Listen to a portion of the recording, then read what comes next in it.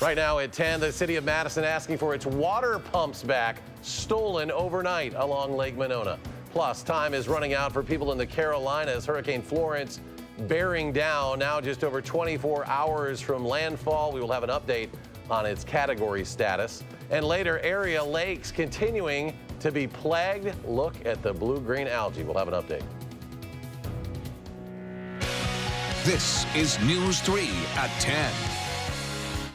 All right, thanks for joining us. An update tonight on the lake conditions. Lake Monona has dropped 5 inches in the past week, but the water remains high, still 5 inches above the 100-year flood level. So the city of Monona urging residents to keep those sandbags in place for now. All 3 of the boat launches in Monona on Winnequa, Toniawatha, and Lattice Park remain closed tonight until further notice. A slow no-wake order remains in effect. With those high levels, keeping water back remains a high priority for the city. But last night, a thief made that a little more difficult, stealing 7 of 8 water pumps along the bike path next to Lake Monona. Amy Reed talked to the city today to find out what they know about the case so far. Amy? Yeah, a lot of people want to know who would do something like this. Without the pumps, the bike path flooded with 8 inches of water, closing it off to commuters and making for an expensive replacement for the city. The draw of the Capital City Trail is obvious. Gorgeous views running right alongside Lake Monona. And the extra water isn't keeping people away. It's actually what drew Chris Beckett. The area is still accessible. It's still beautiful. It's actually interesting to see it at such high levels. That accessibility for Chris and others is made possible by large sandbags and constant pumping, something that stopped last night when the city said a thief stole 7 pumps along the path. It's just very disappointing, Without the pumps, the city said 8 inches of water flooded the path. With new pumps costing $1,000, they got it dry and hope to keep it that way. We're looking at what we can do to secure them better, and certainly the police department's aware of this now, so they'll be checking in on them more frequently. So hopefully this won't happen again. The open path is good news to the many people who enjoy it every day, but they're still confused why someone would do this in the first place. I don't see what value a pump would be to somebody to steal, but obviously it's doing a lot of value keeping the paths dry. That's kind of a shame.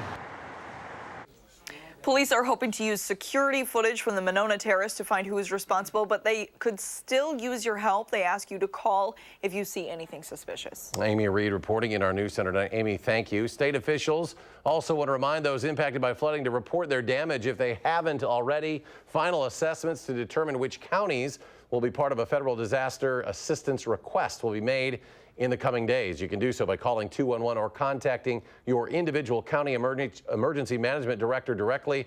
Counties will be submitting that information by Monday to Wisconsin Emergency Management. There is still a question tonight of when people who live at Prairie Park Senior Apartments on Madison's west side will be able to go back home. They evacuated August 23rd after flooding ruined the building's electrical system. 2 weeks ago, our Rose Schmidt sat down with Linda Rasmussen, who lived at Prairie Park. She took it upon herself to be an advocate for her neighbors and people with disabilities. We've got to deal with our health issues. We've got to pay our bills. We don't need this type of stress. I would not be surprised, Rose, if this situation will contribute to the deaths of some of those residents. That was Linda then. Linda unexpectedly suffered a heart attack and died on Friday. Her sisters now tell News 3 they owe it to Linda to keep fighting for the residents' rights, but they also believe Linda's words rang true. We feel that between the stress and the inconvenience, the lack of facilities that she was living with, that it contributed to her death. And we're quite convinced of that. Greystone Property Management says it does not have knowledge of Linda's situation. Prairie Park is still waiting on the electric company's installation of meters, but that is expected to be finished tomorrow, meaning seniors who live on the first floor will be allowed to return home. People on the second and third floors will not be able to move back in until there's a working elevator or another way for those with disabilities to get upstairs. Some Culver's restaurants in the area will be donating a percentage of their sales next week to the American Red Cross Wisconsin Flood and Storm Relief Fund. The special will run from open to close next Thursday, September 20th. Those restaurants will also collect personal donations if customers are interested. interested. More than 10 million people in 3 southeastern states are under storm watches and warnings tonight. Hurricane Florence weakened just recently now to a Category 2, but meteorologists say that doesn't diminish its destructive potential. Forecasters predict it could be different than other hurricanes in the past, bringing a storm surge before, during, and after landfall that could top 13 feet, which is higher than some homes. This is not going to be, one of those storms that hit and move out to sea. This is going to be, a Mike Tyson punch to the Carolina coast. We are on the wrong side of this storm, where most of the damage is done. That's why as many as 1 million residents in North Carolina have been asked to evacuate. The local energy company expects up to 3 million customers in the Carolinas will lose power, and outages could last for weeks. Today, members of the Northwest Louisiana Cajun Navy loaded up their boats, took off to South Carolina. You may remember the group made national headlines with their help after major flooding events like the ones in Baton Rouge, and also when they helped with rescues after Hurricane Harvey in Houston. And some incredible video. This is a time lapse of a Hurricane Hunter aircraft flying through Hurricane Florence. The Hunters fly through those storms. It's to gather information and data. Again, the storm is expected to make landfall early Friday. Meteorologist Dana Fulton with the latest now on that storm and our first alert forecast. Dana? That's wild. The video you just saw there was the plane actually punching through the center of the eye wall. You had a view there of what seemed to be calm in the middle of the storm and then punching back into the other side. Those hurricane hunters have to fly overhead to catch the most recent data and see how strong specifically the wind speeds are, because that's how we rank hurricanes. Right now, Hurricane Florence is considered a Category 2 hurricane, but put a little star by that, because a hurricane becomes Category 2 when it has sustained winds of 96 to 110 miles per hour. Right now, that storm is considered right at 110 miles per hour, sustained wind speeds within the storm. So as it does continue to move, it is weakening, but it's still a very, very strong Category 2 hurricane. Anything higher than that, it would be considered Category 3. It's going to continue to shift west as it does, making landfall right along the line as a Category 1 or 2 hurricane close to South and North Carolina, looking at the state border there. As it travels inland, of course, weakening rapidly. The storms do not survive well with that terrain and away from their water source. Once it hits wind speeds about 70 miles an hour, that's considered a tropical storm and then becoming a tropical depression as it pulls further out, just soaking the southeast. Wind speeds here, the chance of seeing winds over 40 miles per hour. That's over a tropical depression strength wind. Throughout the Carolinas, certainly possible over the weekend, but the wind and the rain, the big concerns here. Areas along the North Carolina coast may easily see over 2 feet of rainfall. In the Midlands, the central portion of South Carolina, over half a foot of rain, very, very likely. So very dangerous storm surge, as you saw in that explainer video a little bit. That's the ocean water being pushed on the Outer Banks. Some areas are right at sea level, so any additional water is going to flood out the roads, and plenty of houses in that direction as well. Isolated areas seeing up to 40 inches of rainfall already predicted. Now, the good news here, we are moving into the end of hurricane season now. It goes all the way through the end of November, but the peak, technically, our average was yesterday. We have an active Atlantic area right now, but Florence certainly the only storm that we're watching closely. Everything else seems to be steering far away. That's out in the Atlantic. Things are much calmer back here in Wisconsin, but we'll take a closer look at your forecast here at home in just a few minutes. All right, Dana, thank you. We look forward to that. Check out this video. This is from the Clean Lakes Alliance. That is the shore of Lake Kaganza. People around the lake have been spotting blue-green algae blooms all week. This is what the beach at Lake Kaganza State Park looked like yesterday. Blue-green algae, of course, very toxic and can be harmful to both people and pets. According to the state DNR, blooms generally happen between mid-June and late September. Well, if you lost power tonight in the Mount Horeb area, we now know the culprit. A squirrel got into an Alliant Energy substation tonight, causing a transformer to fail. Alliant says more than 1,700 customers in the Mount Horeb and surrounding areas briefly lost power as a result. We're happy to report all customers have since been restored. Almost 2 months ago, lightning hit a young woman at a country music festival in Wisconsin. 22-year-old Brittany Prane was hit while at Country Thunder in Twin Lakes in Kenosha County, July 20th. That lightning hit the right side of her head, traveled through her body, exited through her right foot. She was in intensive care for about a week, suffering fractures in her head, bleeding in her brain, burns, and injuries that left her without hearing in her right ear. She was on the phone at the time of the accident trying to find her friends. The phone that you were on at the time, you believe that helped save your life? Yeah, that's what the doctors even said. They said it helped because I got directly hit, but the phone took part of the hit, and that's why my phone got thrown and there was like 2 holes in the ground. After 2 surgeries, Brittany is in physical and speech therapy 4 times a week. 1 year from now, Brittany's goal is to be back in college studying to become a special education teacher.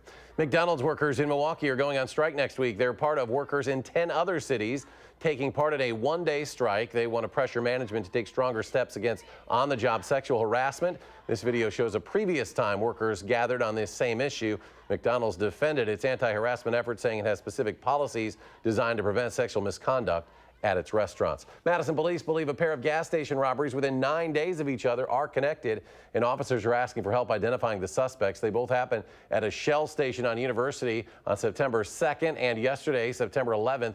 Both times, the robber came in alone, threatened the clerk with a knife. No one was hurt in either incident. Police in Sun Prairie say people need to remember to lock their car doors after getting several reports of thefts from unlocked vehicles. According to an alert police sent out today, they're also hearing reports of similar activity in surrounding communities. And in Lafayette County, police are asking people to keep an eye out for this vehicle, a red 2018 Dodge Charger SRT 8 with a yellow spoiler stripe. It was taken from a home in Shullsburg around 2 this morning. Still ahead tonight at 10, cracking down on what the FDA is calling an epidemic for our children. And Apple out with its newest product line. We'll take a closer look at the biggest and most expensive iPhone ever. Stay with us.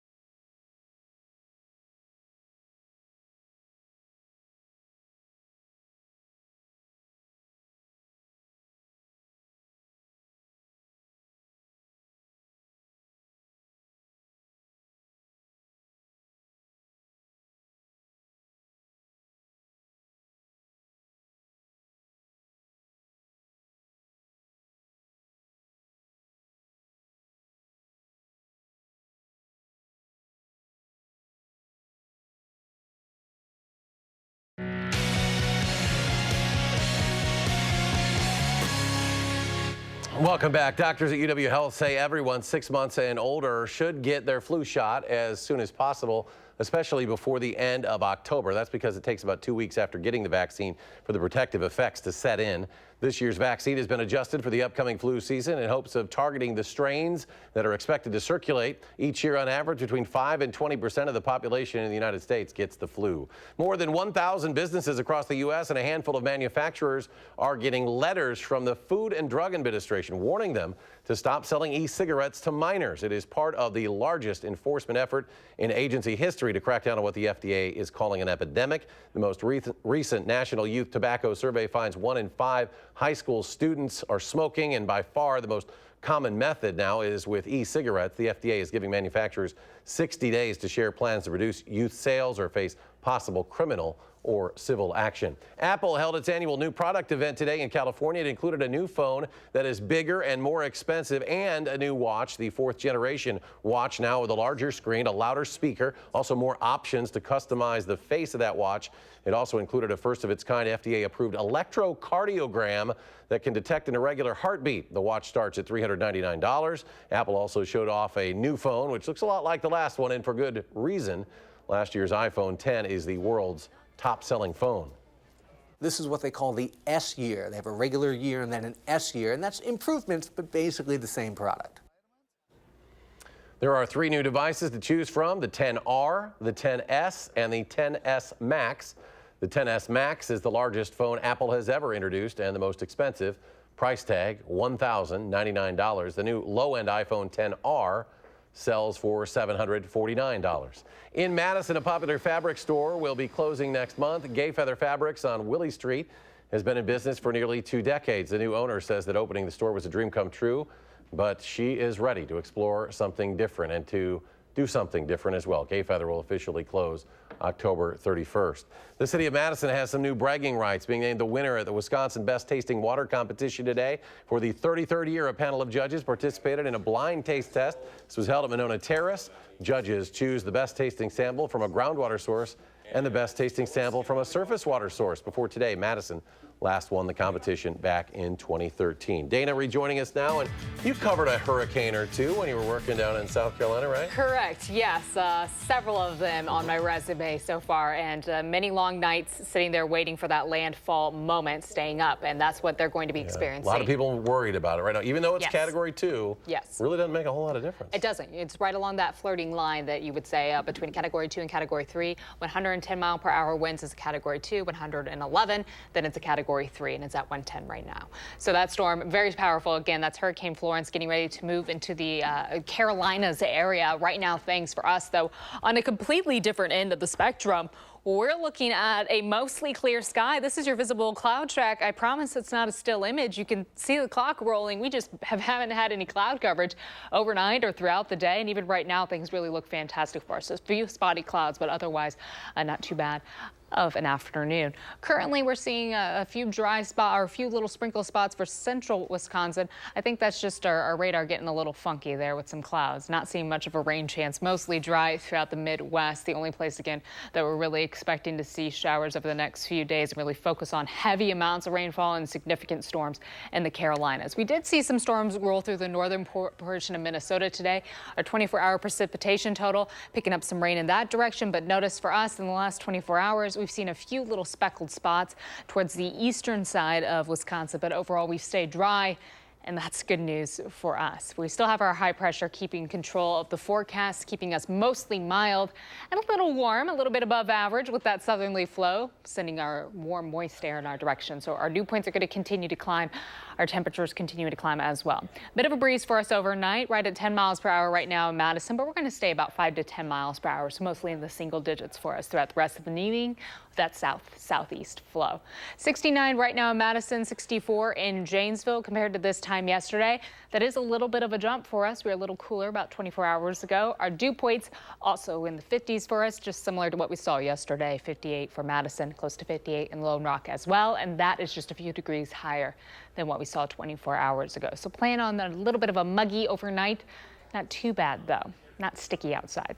Overnight lows will fall into the mid-50s. By tomorrow morning, we're going to wake up with a mostly sunny sky, but throughout the afternoon, the clouds will build back in. Will be partly cloudy for Thursday afternoon.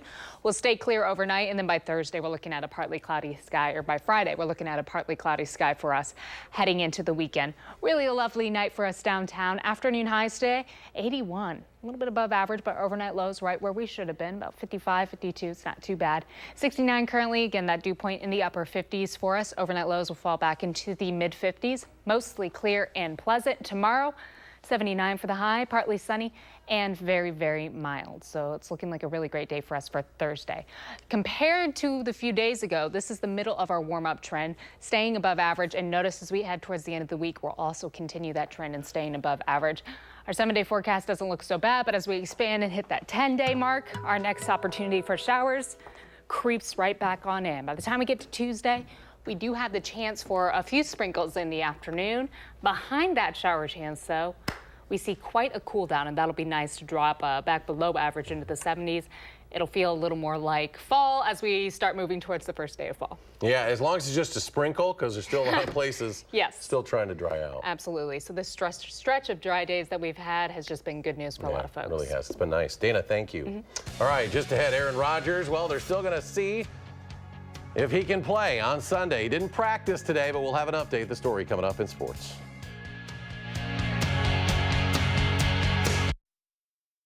News.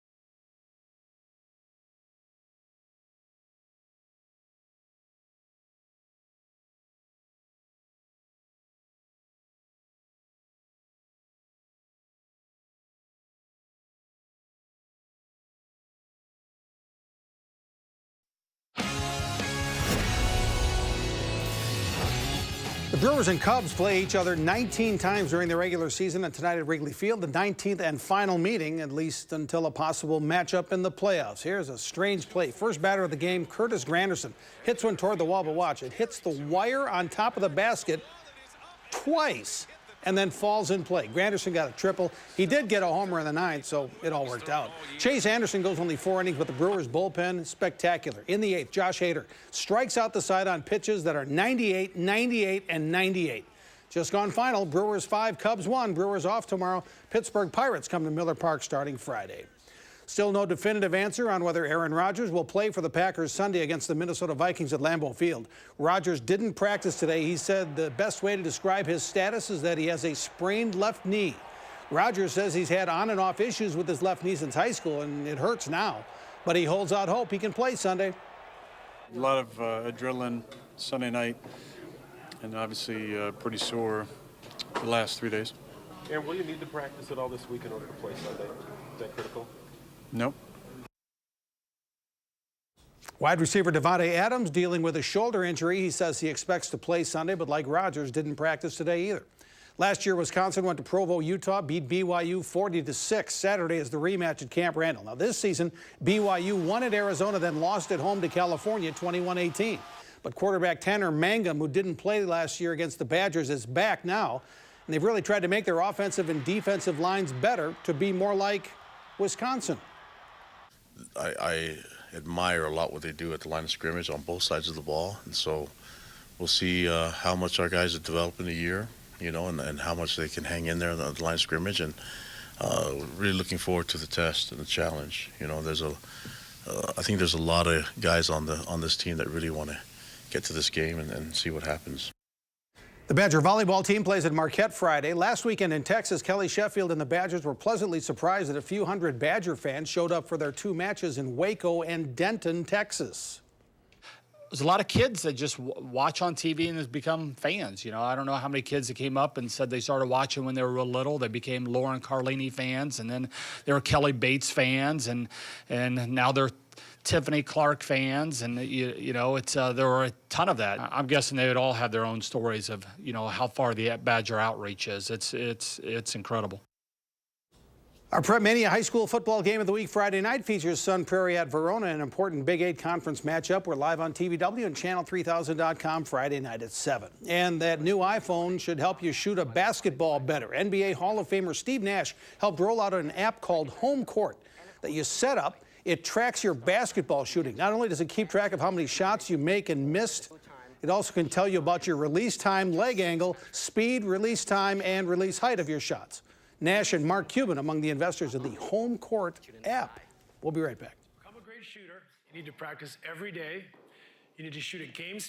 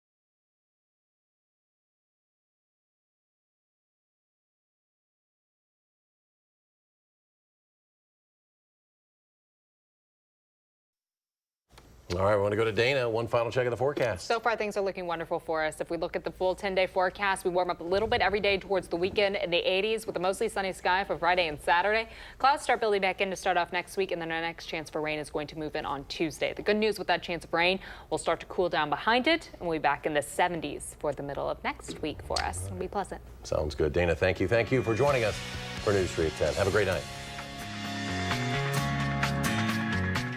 Making plans that are weather dependent? Get an accurate 12-hour, even a 10-day forecast. Download the Channel 3000 First Alert Weather app and start planning.